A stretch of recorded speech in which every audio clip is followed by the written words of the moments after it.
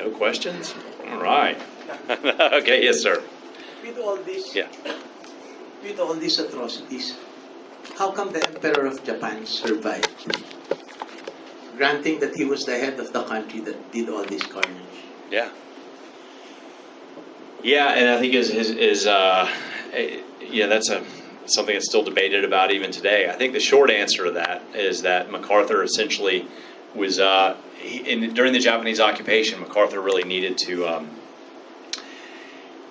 He needed people that could help him control the Japanese population at that time, and he needed to be able to work within their existing political system as best possible. And executing the emperor might have been a step too far, a bridge too far.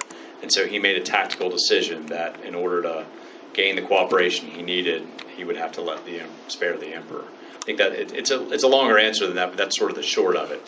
More recent scholarship, they tried, a lot of the Japanese generals tried to sort of shield the emperor from responsibility for things during the war, but more recent scholarship has shown that Hirohito was more aware, more involved with things like that in the war than was initially put out after World War II. So, yeah, thank you. Yes, sir, all the way in the back. Yeah. Oh, were you stretching? Sorry. Okay. Yes, ma'am. Right up front. Yeah. That's a follow-up from his question because, they did not touch the emperor, but they sort of stripped him of his divinity. Yes, they did. And how was that received by the general population, since it was such a cultural thing, as in starting from Amaterasu, the goddess, and then all the way to the present time, as in World War II? Yeah. Yeah, and I'm not, I'm speaking more about Manila, so I'm not as versed on some of that. But I think it was a pretty shocking thing. And the diaries I've read from the Japanese, sort of in that end of the war and post-war period, it was a big humbling experience. Even just hearing the emperor's voice when he read the surrender statement there, he had this high-pitched, reedy voice, was a real surprise to a lot of people. I think it did. There was Japan, the Japanese occupation, there's a really great book actually called Embracing Defeat by John Dower, if you're interested in learning more about the Japanese post-war period. And he touches on some of that stuff as well. So, okay, yes, sir. You do have a question in the back. Okay. Fire away.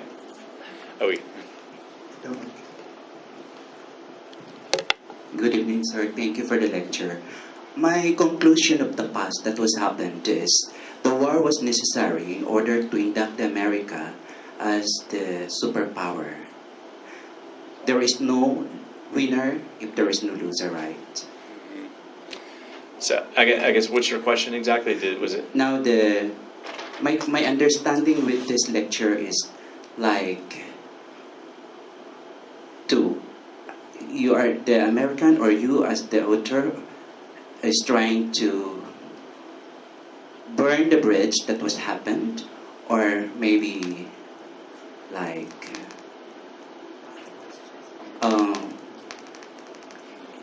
just warning what will happen in the imminent relationship between Philippines and China. The question now is, what would you like to Filipino to position?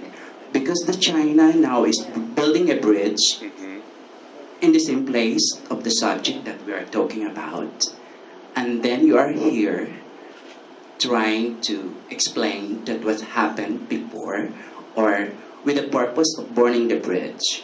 No, I'm here, I think, to hopefully shed light on a very tragic chapter in Philippine and Manila history, and that is, this very consequential battle for Manila. This is one of those battles that it really is almost like a fulcrum on the history for Manila. The city of Manila. There's a great quote from Bill Dunn from CBS News. He said, "The Manila of 1941 was a Manila that had never existed before, and a Manila that would never exist again." And it's so true. What happened to the city during that battle? It forever transformed Manila, and it forever transformed so many lives.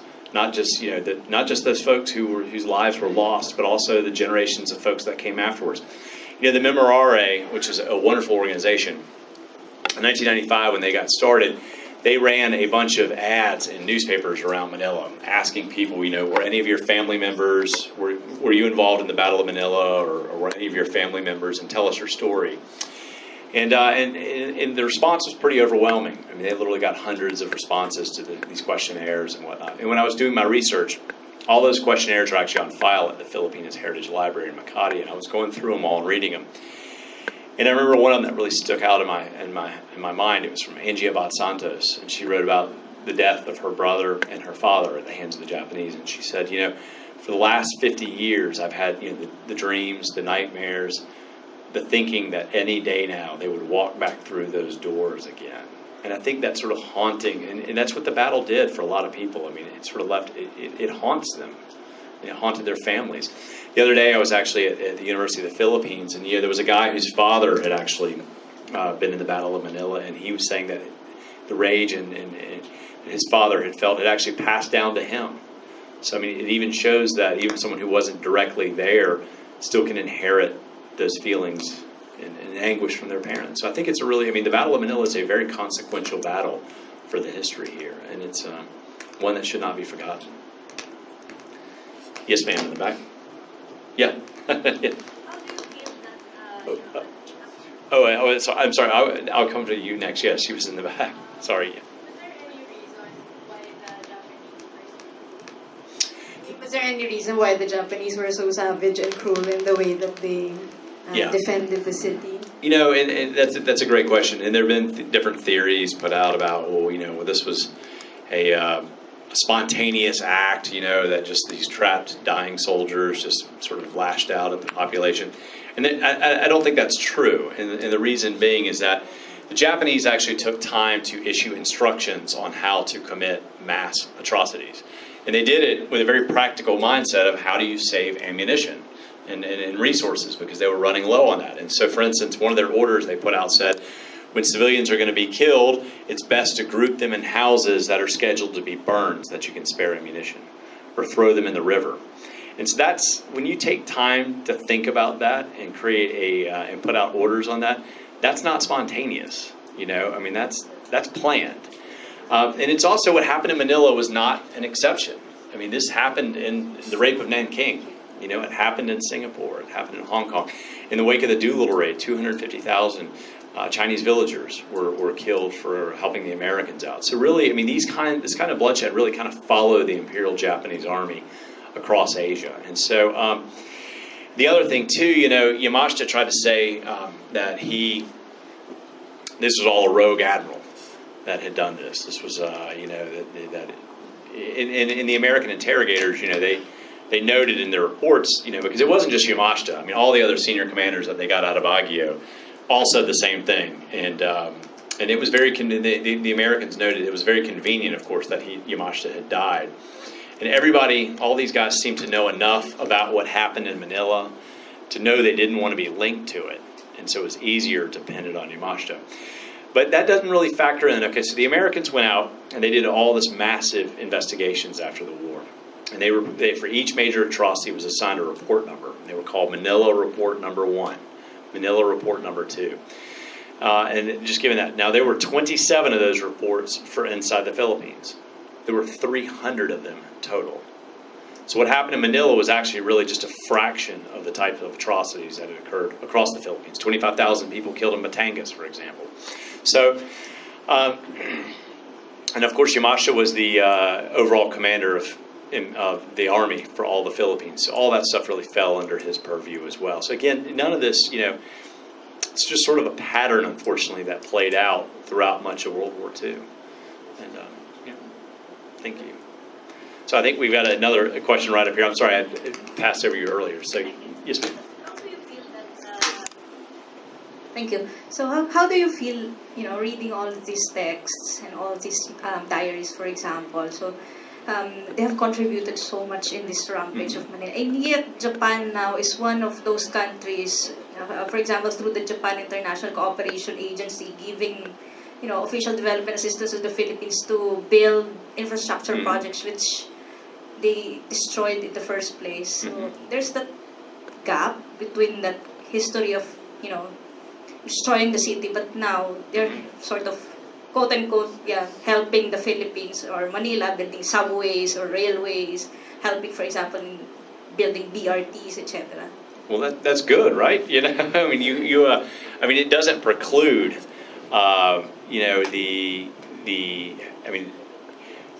I think you can look back and you can say all this happened and it's a tragedy and we should explore it and research it and all that, and still, moving forward, have relations going forward. I mean, the Germans have great relations with Israel, and they're a huge financial help to the Israelis as well. The United States is allies with Japan and Germany now, and has good relations with both of them as well. So, I mean, I think you can move forward, but I don't think that precludes you from looking back and studying and researching that. And I know there's still, there's a lot of tension with Japan when it comes to things like recognizing their wartime history. Comfort Women, the Battle of Manila, I mean, all these kinds of things. So, and that shouldn't be the case. I mean, the Germans have done a really good job of sort of atoning for their sins. I mean, they've got, they've opened up their archives and they've really made, they've put it all out there. And I think that goes a really long way in helping people understand and move on from this. I live in Charleston, South Carolina. Okay, it is the one out of every 2 slaves in America came through the port in Charleston, and it's not something we hide from. We have a museum, a small museum there for slavery. We're actually been fundraising to build a big national museum now for the African American experience. You learn from that, and I think in cases like this, sometimes those apologies go really a long way. And I'll give you a personal example on a different note. My first book was actually on my father. My father was an American naval officer, and he was in the 1960s was on a spy ship. It was a program operated by the United States Navy and the National Security Agency, in which we sent spy ships all around the world to eavesdrop. The USS Pueblo, which the North Koreans grabbed, actually was one of those ships. My dad was on the USS Liberty, which was a ship that was sent into the Middle East during the 1960s, and the Israelis attacked it in international waters, and they killed 34 Americans and they injured 170 others. And so I wrote a book about it, and when I was working on that book, I went to Israel, and my dad actually went with me. And the U.S. government had really buried the whole incident with the Liberty and kind of covered it up. In fact, I ended up suing the U.S. Navy in federal court to get access to some of those documents. So I went to Israel, and I went to go do an interview with the pilot who had led the attack. And so he lived in the suburbs outside of Tel Aviv, and so I was there at his house, and he asked me, he said, well, why are you working on this story? It's 40 years ago, it's old news. I said, well, because I have a personal connection. My dad was on the ship. And he said, well, didn't you just tell me that your dad's here in Israel with you? And I said, yeah, he's back at the hotel. And he goes, well, why didn't you bring him with you? I said, well, I thought that might be awkward. And he said, no, nonsense. He goes, I insist on meeting your father. And so he said, call him. So I called Dad back at the hotel, and I said, Mr. Spector wants to meet you. So my dad came out in a cab, and here was the Israeli pilot that had led the attack on my dad's ship. And he goes straight up to my father, he sticks out his hand, and he shakes it, and he goes, I am so sorry. And that apology meant so much to my dad. He passed away last year, but for the 10 years after that until he died, he talked about it all the time. Because it was something that the U.S. government had never said, the U.S. Navy had never said. Yet here was the guy who had actually opened up the attack and fired on his ship who was willing to say that. So an apology and a recognition of wrongs goes a very long way. And I think, and it doesn't preclude future relationships between nations, but those things do help. And Japan, would be well advised to apologize and to understand that, I mean, it's... the records are there, the documentation is there. I mean, the facts are there. So, kind of a long-winded answer, I'm sorry. But, so, yes, sir.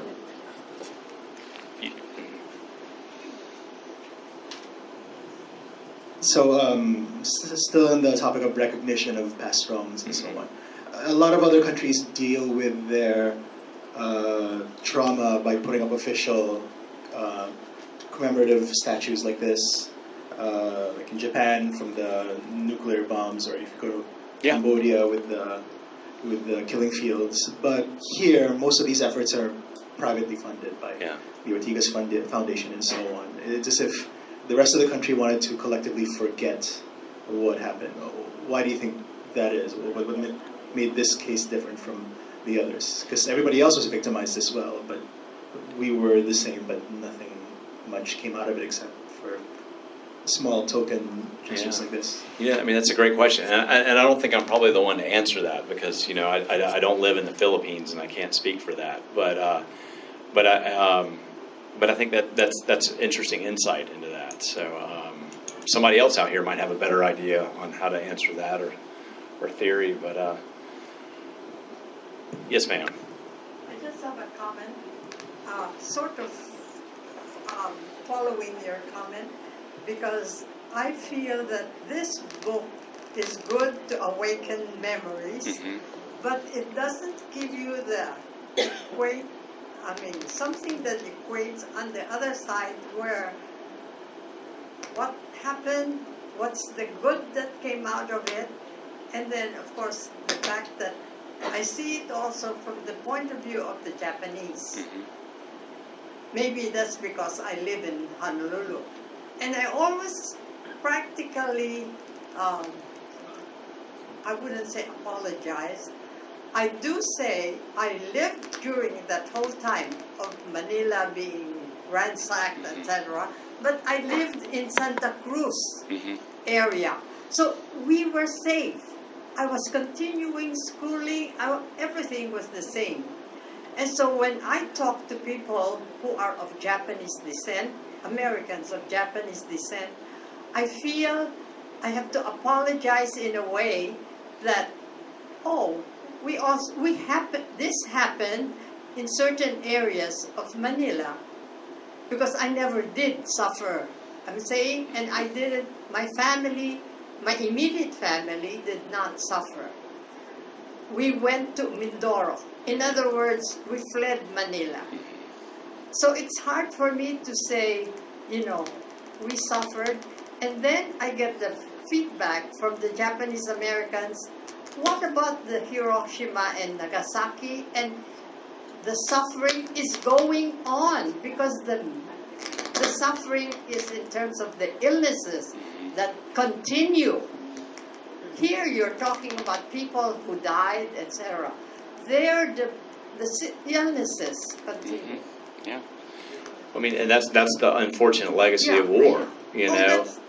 And you know that and I would argue, I mean, I don't necessarily, I mean, there's an emotional anguish that I think is just as bad as a physical ailment that comes after something like the atomic bombs. I don't think you can say one is worse than the other. I think, you know... it is continuing. It continues, and that's one of the tragic legacies of this. I mean, you know, one of the things, I mean, here we are 74 years later talking about a time period that was 29 days. Yes. And yet look at the legacy of that 29 days and what it has done. I mean, it forever transformed Manila. It forever transformed, you know, more than 100,000 lives. And so it really did. And, you know, I think no one country really has an ownership over victimization more than the other in a lot of ways. I mean, yeah, and cruelty. I mean, I think, you know, there was a lot that was spread around, you know, for many nations. That's why I'm trying to figure out, is there a way where you can soft pedal something like this so that it becomes, I'm not sure how to say it, so that, as you said, it's not equal, but emotionally it is. Well, I don't think you don't ever want to soft pedal something. I mean, it is what it is. Yeah, and I think you need to understand what it is. I mean, as I said, Hiroshima and Nagasaki is continuing physically, not just emotionally, it's physically. The sicknesses continue. Yeah, and you know, I mean, honestly, there's still people in China suffering from bacteriological warfare that the Japanese did. So, I mean, that's what I'm saying, that nobody has a claim over greater victimization here. When I say soft pedal, it means be kinder. Oh, be kinder, sure, yeah. Be careful. Well, and, you know, some of that I think begins too with the acknowledgement of what happened. Yeah. Yes, ma'am. Actually, I thank you for writing this book again because, I mean, writing this book to touch on this topic yet again, because I feel that, in World War II, there are a lot of movies that were made about what the Nazis did to the Jews. But very little attention has been put into what the Japanese did to Nanking, or at least to Manila. And hopefully this book will be picked up by Hollywood and be made into a movie. And hopefully, because of, seriously, I feel that the Japanese government should still acknowledge what they did and at least make a museum like what they did in South Carolina for the slaves. They should acknowledge and stop denying and include it in their history books. The massiveness of what they've done. Because my grandfather was part of the Death March, and I've heard stories, and I feel that till this day they haven't acknowledged what they've done. Yeah, I mean, there hasn't been a formal apology, so yeah. Excuse me, one quick question. Yeah. Regarding the how the Americans handled the end of the war and getting the Japanese out of Manila, could they have done it any better way? I always heard that Americans surrounded the Japanese. Perhaps they could have given them an outlet, but then again, it sounds like they were hell-bent on destroying Manila either way. Well, and that's a great question, and I'll tell you, that wouldn't have made a difference. And the reason being is that the Americans got a copy of Iwabuchi's January 21st plan for the Battle of Manila, essentially what their defense plan was going to be. And we found it within a few days of the battle starting. We had it immediately translated. And one of the things that the intelligence analysts highlighted was that there was no plan of withdrawal. And so they knew from within the Americans knew from within the first week of the battle that this was going to be a fight to the death. And in fact, one of the reports actually said that that it was going to have to come down to, quote, extermination in place of the enemy. And the Japanese didn't make any effort to get out of the city. I mean, they did not. They designed it. If you go and if you watch the way the battle unfolds, really, and it kind of moves up sort of Taft Avenue from Rizal Memorial Stadium toward the walled city, and really that last, 10 or 15 days of the battle, and it is a series of sieges on buildings. I mean, inside Rizal Memorial Stadium, American tanks had to bust down the back of it. They got in there and ended up having to fight in the dugouts with flamethrowers. And it was from there, it was down to Philippines General Hospital, Rizal Hall there. It became then to the walled city, and then to the finance building and the legislature. And each of these buildings had been prepared to be a self-contained defense unit. They had buried food and supplies. They dug wells in the basements of them. So I mean, each of these was a siege mentality, a series of strategically placed fortresses, and each one of those things would have to be eliminated. So there was no plan, there was no backup plan to sort of fall back, if you will, and regroup. This was it. And their orders had been, Yamashita had told Iwabuchi, your orders are to do everything in your power to hold up the Americans. And if you can hold them up by even half a day, you've done well. In this case, it was 29 days. So, that's a good question. Thank you. Yes, ma'am. Just in answer to the lady who mentioned that Hiroshima and Nagasaki were still reeling from the continued pestilence of what happened there. My mother here has shrapnel in her still, so you can't really say that we should soft pedal it. My mother here, she still has 2 pieces of shrapnel in her, inoperable, from the war in Manila. Thank you. So, actually what you did a very good thing, sir. Thank you.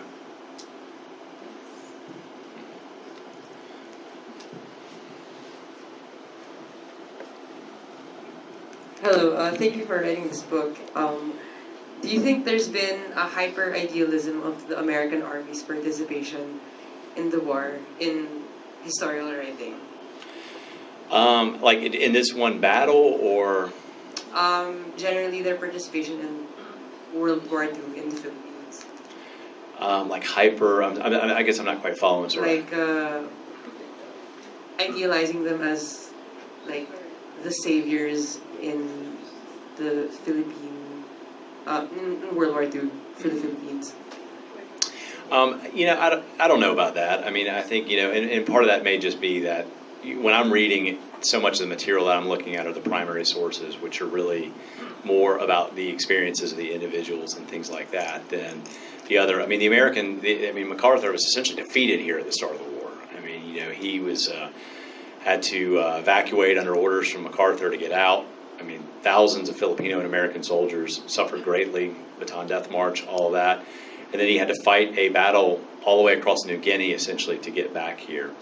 And, if anything, really, I don't think the Army's role in the Pacific gets the type of attention that the Army's role in Europe gets, more than anything. I mean, if you think about how many books have been done on D-Day and on the Battle of the Bulge, I mean, God, just last week before I got on a plane to come here, a friend of mine is a World War II historian, and I had to do a dust jacket blur for his book on D-Day. And it's a great book. I enjoyed reading it. But I mean, really, how many books do we need on D-Day? I mean, and yeah, it's the 75th anniversary, so there's certainly a marketing peg. But I mean, there's certain stories like that, I think, that have been told a lot and that do get lots of attention and things like that. And the Pacific Theater hasn't been one of those that gets that as much. And I mean, that's one of the things that really surprised me, for instance, with Manila, is, here you have this incredibly consequential battle. It's the only urban fight of the Pacific War. And it leads to the total destruction of the city. It leads to a mass civilian casualties.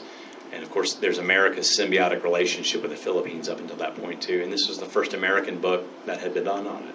So I think, if anything, really, there's been more of a neglect, probably, in telling some of these stories. Now, that said, we do have lots of stories in the Pacific that get told over and over again. I mean, how Midway, for example, has been told. I mean, in fact, Woody Harrelson's getting ready to be in a new movie on Midway. So yeah, and Guadalcanal and some of these other ones. But, if anything, here was Manila, which until now hadn't been covered, at least for American audiences. Thank you. Yes, ma'am, all the way in the back again.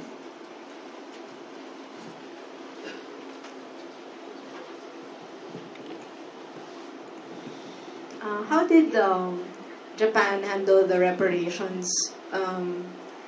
With how they, with the damage that they did. I mean, of course, you have the post-war, what happened, but then as an inhabitant of Manila, I often wonder what happened after the war, because why it got to, I mean, now. and there were some, but not much. I think it was 1956. There was a treaty done with the Japanese in which they agreed to do some development aid and a few $100 million, and I think that was pretty much about the extent of it. I mean, the U.S. as well has blame in that. I mean, the United States, FDR had said all along, we'll rebuild Manila and whatnot. Then when the battle was over, they said, you know what, you guys have been wanting independence, now's your chance. And then wrote trade policies that were way in favor of the United States and not in favor of the Philippines as one of the first acts that were done. So I think there's blame on both sides to go around, for the Americans as well. I mean, Philippines had long been a colony of the United States. They had a long history here and whatnot, and a lot of energy was spent rebuilding Europe with the Marshall Plan. A lot of energy was spent rebuilding Japan, and Manila sort of fell through the cracks. So, yeah, and that's kind of, I mean, again, that's part of that legacy of this battle, Thank you. I think we had another question. Yes, ma'am. Yeah.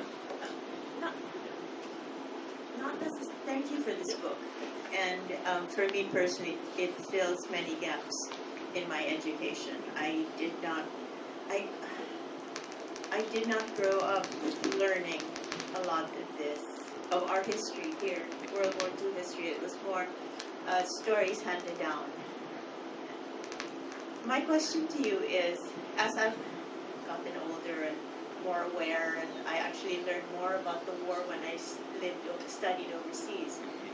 But one of the things that pops up in discussion about the end of the war and the destruction of the country, not just Manila, but places like Cebu, where I'm from, is that, the Japanese were bad, but they had Korean troops, and they were really, really vicious. And Do you know anything about that? Because I don't know anything about that. There weren't Korean troops. That's kind of one of those ways to sort of shift blame to somebody else. And it's funny. I've heard that question all week long, and there were only 17,000 Japanese troops. 16,665 of them were killed. Those that were left behind on the battlefield were often Japanese had an order to kill anybody and not let them get captured. But these guys were all so banged up that they thought, well, we'll just let nature take its course and save the ammunition. But anyway, they survived. The U.S. patched them all back up and interrogated them. And not a single one of those reports, I've read them all, was a Korean. And you have to remember, too, I mean, if there were any Koreans here, they would not have been frontline troops. The Japanese didn't have melded units like that. They might have been a steward or a cook or something like that, but they certainly wouldn't have been in a fighting unit like that.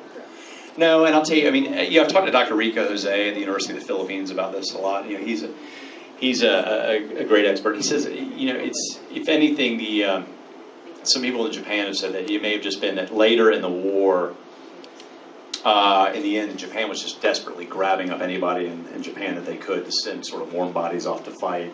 And so you had a lot of younger kids coming from rural areas of Japan and things like that. That might have been different from earlier, better trained troops and things like that. But they were not Koreans. I mean, they're just but that, again, I think some of that has to do with, well, it wasn't our fault. It was the Koreans' fault. I mean. So is it something that originated? I don't know where it came from, but it's just it's been floating around out there. I mean, it's like Yamashita's gold, man. I mean, that just is out there.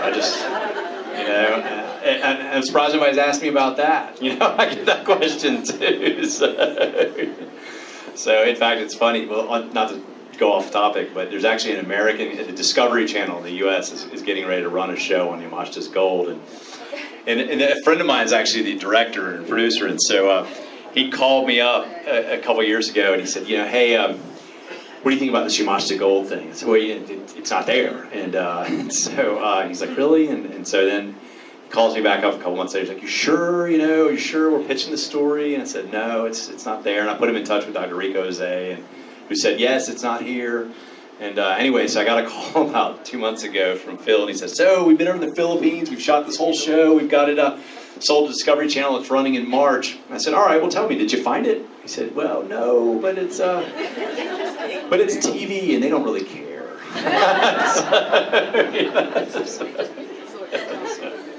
So, Yeah. Yeah. She asked, how did I go about doing the research for the book? And that's a great question, because I think there's a lot that went into it, and I think you guys would appreciate knowing that.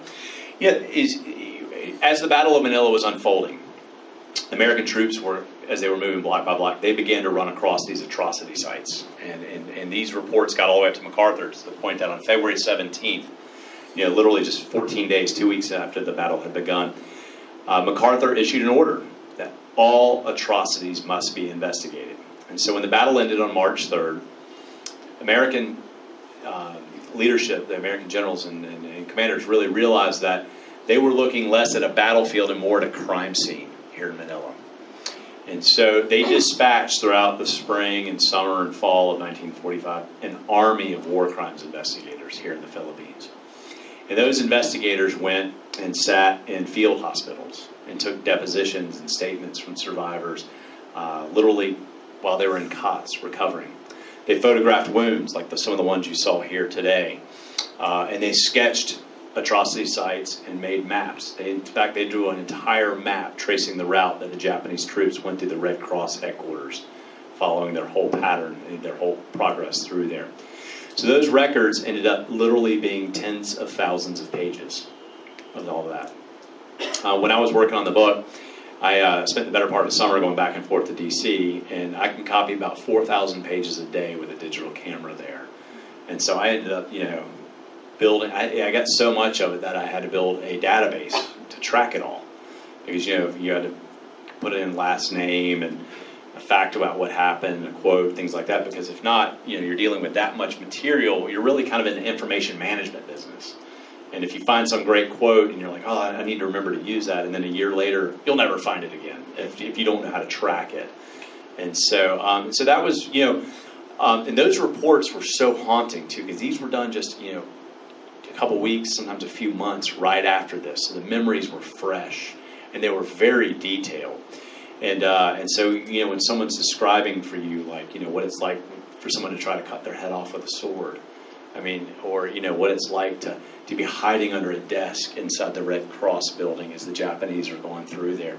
It's really just, it's gripping and tragic reading.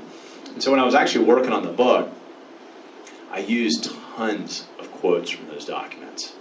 You'll find when you go through the book, and particularly if you look at the endnotes, how many of them are cited. And I did that for a couple reasons. One, because I think there's a propensity in some circles to say it wasn't that bad, it didn't happen. There's still debate. You still hear in some circles, well, Nanking didn't really happen, or it wasn't as bad as people say it was. And I wanted to be able to, have those voices out there. And another reason, and I think more importantly, however, was because I think this story really belongs to the survivors and to those who died. This is their story. And for you, the reader, it's a lot more powerful for you to hear it directly from someone who was there, for them to tell you their story, than it is for me, a middle person, an author, to paraphrase it. And so I really think that Rampage kind of is a testament to that. It's a compilation of all those voices. And I think that's one of the strengths of it. And this is, at the end of the day, what happened in Manila is a battle that was born entirely on the backs of the civilian population. 100 civilians died for every one U.S. soldier. 6 civilians died for every one Japanese soldier. So, it was a disproportionately born on the backs of the civilians. This is their story. And I wanted to be able to have those voices in there. So. Yes, sir.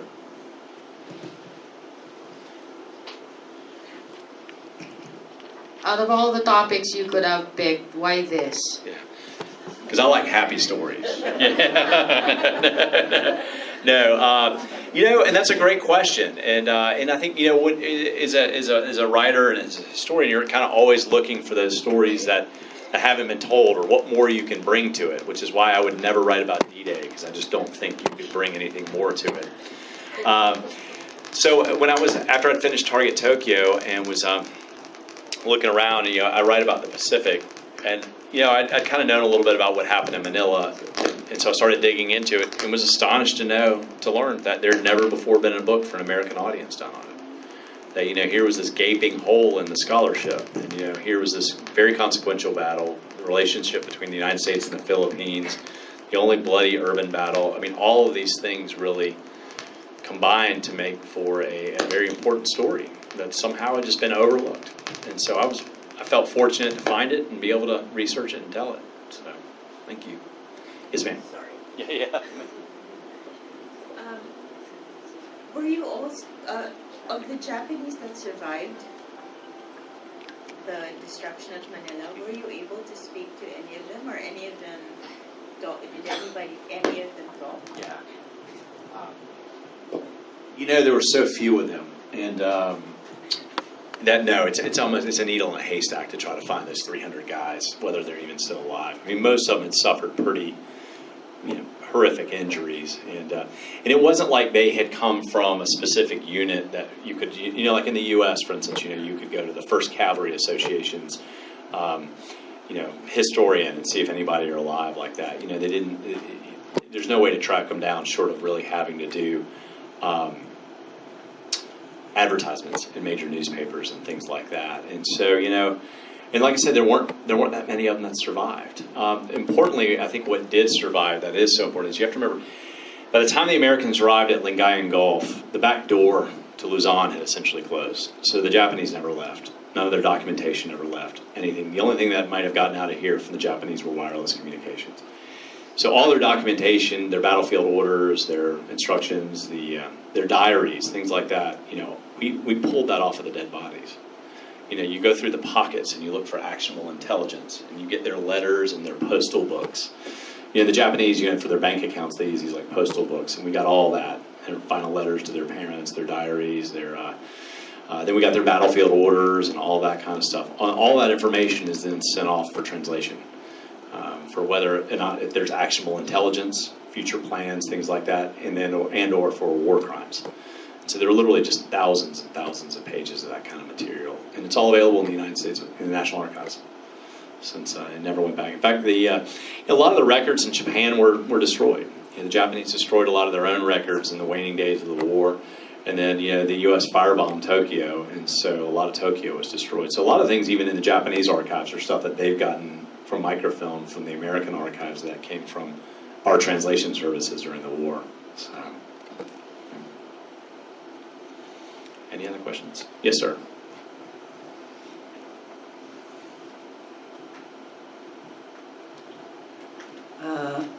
I have this a lecture that you said that Admiral Yabuchi has a background that is like when he came to Manila, it's like regaining an honor to hold Manila.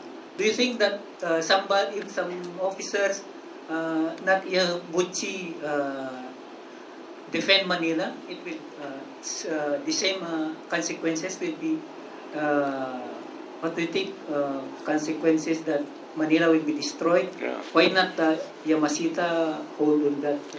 Yeah, like had it not been Iwabuchi, had somebody else done something different? Yeah, I don't know. Maybe. I mean, it's who knows? So hypotheticals are always a tough one to answer because it's not like we got to sit down and talk to Iwabuchi. In fact, his remains were never even found. And so, we know that he committed suicide, and we know where he committed suicide, but then the U.S. just continued to pound the agricultural building and then finally bulldozed a lot of it. So his remains were somewhere in the rubble there. So, I don't know, perhaps, that's a tough one. Yeah. So, I think we've got a question all the way in the far back, right back there, yeah. Hi, sir. You mentioned about the tremendous amount of data that you needed to read and study. And as an author, of course, you cannot include all those accounts. So I'm just wondering, did you have any specific criteria in selecting which accounts to include? Mm-hmm. And did you think about getting both sides of the story to make a balanced account? Yeah, no, and I'll tell you, that's a good question. And yes, we did have to cut the book. And I'll tell you, the biggest challenge with this story was how gruesome it is. On the one hand, you want to be as thoroughly and historically complete as possible and tell all of it. But on the other hand, you have to be sensitive to your readers and how much of that they can stand. When I finished the first draft of the book and turned it into my editor, he got about halfway through it and he said, this is just too much. I'm struggling with the atrocities. And he was right. I mean, and so in the end, I got 3 chapters of them out of the book. And I paraphrased it. I didn't cut the material out, but when you read the book, you'll see it's like you're there. I mean, these survivors' accounts allowed me to recreate what it was like, for you to be at La Salle and running down into that chapel with the Japanese chasing you. And so it's not written from the 30,000-foot view. It's written from the 3-foot view of what it was like. And so it's horrifying. And so we ended up like I said, cutting 3 chapters and taking those scenes and sort of paraphrasing the information is still in the book. But even with those cuts, and the book is still it's still kind of overwhelming, and that's intentional as well. I mean, I really wanted, I hate to say it, but I wanted to kind of exhaust readers of it because I think what happened in Manila is overwhelming. I mean, this level, and you want people to walk away and just be like, God, that was just so much. Because you know what? That's what happened here. It was just so much of that tragedy. And so sometimes you can communicate that just by giving them that overwhelming amount. As far as being, balanced and well-rounded, I mean, certainly, I have the Japanese perspective, I have the civilian and military perspective. I mean, we cover all sides. I think the book is pretty comprehensive and very fair given all that as well. So, thank you. Yes, ma'am. Mm-hmm. Just wanted to ask, did you come across that incident in the Spanish, the Spanish ambassador, or I don't know who he was, but anyway, he was wearing his sash, and some people were, let's say, they were trying to take cover in the Spanish embassy or consulate, I'm not quite sure, and they were hoping that being Spanish, they would be spared because supposedly They were neutral. They're neutral, yeah. And the Japanese just I did, and that's not one that's actually covered in the book, and I ended up snipping that out, as well as the Venezuelan consulate, which was also another scene of when the Spanish did end up cutting ties with Japan in April of 1945 as a result of it. And and again, it kind of gets it. It's just so much. You're trying. And so when I was picking the atrocity scenes that I wanted to focus on in the book, there's almost they were all unique. I tried to pick ones that were unique. There was, unfortunately, there were a lot of them that were very similar. You had, if you look at what happened at the Perez Rubio house or the Moreda house and things like that, you would have these large concrete homes with big gardens where families and neighbors would congregate because there was ample fire breaks for gardens for the fire breaks, and the buildings were concrete, so there was more protection for the artillery, and so you would end up with 150, 200 people there, and then the Japanese would show up, force everybody inside, set it on fire, and machine gun anybody who came out. Well, that happened over and over and over again. And so when I was trying to, and that will, for a reader, it can be a lot. So when we were picking the atrocities to include, we wanted them to be diverse, to give a sense of sort of, to some extent, the creativity involved. I mean, think about, who came up with this idea that you could take a house on Singalong Street, cut a hole in the second floor, and do what you did? I mean, seriously? I mean, that's, who thinks that up? Take a look at St. Paul's. You get everybody in there and you rig the chandeliers with explosives and then drop the chandeliers into the center of the room. What they did is they lured people in with candy. And they had everybody been in there all day, and it was packed with hundreds of people in there, and they were hungry and they were thirsty, and the Japanese came in and said, all right, here's some drinks and here's some candy, put it on the floor down around where the chandeliers were. And then everybody went for the candy, and the chandeliers dropped on the floor and exploded. And so, I mean, there was the German club, same thing. You had all these people there gathered in the crawl spaces, and the Japanese went in and they set fire to the dining room and the rooms up above, and then barricaded the crawl spaces where so many people were to prevent them from getting out. I mean, each of these things was almost, there was like a personality to these types of massacres, a creativity involved. So I was kind of trying to pick those ones that I think, were not unique, but that were different, and to give a sampling of just that. Well, the funny thing about that one is that in Spain, they thought that the Americans made it up, and it's like they thought it was fake news. Yeah. Oh, really? Oh, yeah. Yeah, until they found out that there were no relatives, and they started, They started, and they realized it. Yeah, and the same thing happened with the Venezuelan consulate. He had the coat of arms from his office, and he carried it around through the Battle of Manila, thinking it was like a shield. And then after he and his family were killed, there's actually a war crimes photograph of the evidence, and it's that shield he carried with him. That false sense of security that had come with that diplomatic credentials, Well, in that sense, equal opportunity, everybody. That's what I said, and I say in the presentation, they didn't discriminate. I mean, it was old, young, nationality, it did not matter. And we talk about the 27 major ones that were identified. That doesn't count all the individual people killed in bomb shelters. A lot of them were pulled out from underneath houses and shot or bayoneted. I mean, all those more minor atrocities that didn't rise to the level of making a major report.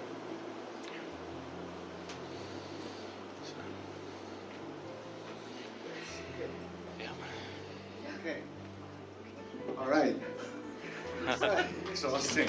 Yeah. A big round of applause. Thank you, Jim. Thank you. Let me have the final word. The reason why I think this thing is so shocking to us is that we don't know about our history. And that's why I'm very glad that we now have this book of this particular incident and situation in Manila in 1945. And it really reverberates with our history today, which is that because we don't know, we acquiesce so much to the Japanese government.